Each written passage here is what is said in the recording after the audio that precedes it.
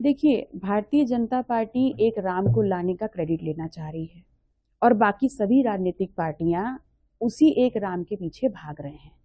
जबकि वास्तविकता ये है कि अगर भारतीय जनता पार्टी एक राम को लाने का क्रेडिट ले रही है, तो हम लोग जो हैं इस देश में असंख्य बेरोजगार जिंदा राम की लड़ाई क्यों नहीं लड़ रहे, जो सड़कों पे डिग्री लेकर घूम रहे हैं। और ये लड़ाई बहुत बड़ी है इस देश को आगे ले जाने के लिए। किसी की आस्था पे हमारा सवाल नहीं है, लेकिन इस देश के जिंदा करोड़ों बेरोजगार राम की बात कौन करेगा? उसकी बात होनी चाहिए, उसके लिए लड़ाई होनी चाहिए। क्योंकि भारतीय जनता पार्टी के जो राम हैं वो तो बहुत रईस हैं, उनके पास तो किसी बात की कमी नहीं है। लेकिन इस देश का जो बेरोजगार जिंदा राम है वो अपने बाप की खेती बेच करके पढ़ाई कर रहा है। वो जो घर में जुटाई हुई संपदा है उसको गिरवी रख करके अपनी पढ़ाई पूरी कर रहा है, और उसके बावजूद भी सड़कों पर डिग्री लेकर के बेरोजगार होकर घूम रहा है। और इस देश का नियम है, इस देश का क्या बल्कि पूरे विश्व का नियम है कि जिसके पास काम नहीं उसका कोई दाम नहीं और उसका कोई सम्मान नहीं। देखिए, जो इधर उधर भाग रहे हैं ना, वो सिर्फ मौका परस्ती और महत्वाकांक्षी लोगों का काम है। और जिनको समाज के लिए और देश के लिए करना होता है वो बिना डिगे अपने आंदोलन को आगे बढ़ाते रहते हैं। देखिए, अगर पिछड़ों की बात है तो जब 69,000 शिक्षक भर्ती का घोटाला हुआ तो ये तथाकथित पिछड़ों की राजनीति करने वाले कितने नेता वहां उन लड़कों के साथ खड़े थे। 600 दिन वो आंदोलन चला, लेकिन सरकार की कान में जू नहीं रेंगती है। तो ये कमजोरी तथाकथित यही पिछड़ा जो समाज की राजनीति कर रहे हैं उन लोगों की थी।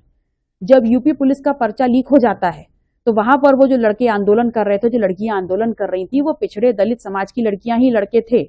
उनके लिए कितने वहां पिछड़े समाज के नेता पहुंचे उनका साथ देने के लिए, उनकी आवाज में आवाज मिलाने के लिए। तो पिछड़ों की राजनीति तो कर रहे हैं, लेकिन जब पिछड़ों की हकमारी होती है तब अपने एसी कमरों में बैठ करके ताली और टेबल बजाने का काम क्यों करते हैं? केशव प्रसाद मौर्य कहते हैं कि पीडीए झूठा है। पीडीए तो प्रयागराज डेवलपमेंट अथॉरिटी है, और ये जो पीडीए की बात करते हैं झूठी वादे करते हैं। देखिए, दूसरों पे तो उंगली बाद में उठाएं, पहले वो अपना अस्तित्व देख लें कि पिछड़ों की राजनीति वो भी करते आ रहे हैं, लेकिन भारतीय जनता पार्टी में पिछड़ों के किस सवाल पर वो अपनी सरकार से ही जवाब मांग पाए हैं। अगर इतनों ही पिछड़ों की बात करते हैं तो फिर 69,000 शिक्षक भर्ती के जो लड़के थे, जो 600 दिन दिन रात लखनऊ राजधानी में संकल्प लेकर बैठे रहे और वहां पर आंदोलन करते रहे, उनके साथ न्याय क्यों नहीं हुआ? कहीं ना कहीं कयास लगाया जा रहा था कि प्रयागराज फूलपुर क्षेत्र से आप आएंगी, लेकिन फिर आप नहीं आई, किसी और को उतारा, क्या वजह रही? देखिए, राजनीति कयासों और संभावनाओं का खेल है और पीडीएम की जिम्मेदारी है मेरे ऊपर।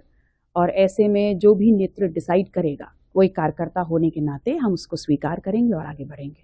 400 पार का नारा लग रहा है बीजेपी की तरफ से, लगातार लग रहा है। 80 में 80 आ रही है उत्तर प्रदेश में, उनका कहना है। तो आप किस तरह से देख रहे हैं? देखिए, बिल्कुल भी शॉकिंग नहीं होगा अगर वो उत्तर प्रदेश की 80 सीटों में से 82 जीत लेते हैं। और भारतीय जनता पार्टी को अगर इतना यकीन है कि वो 400 पार जा रहे हैं तो चुनाव लड़ी क्यों रहे हैं? मैंडेट तो मिल गया, सेल्फ डिक्लेयर्ड, तो सरकार बना ले।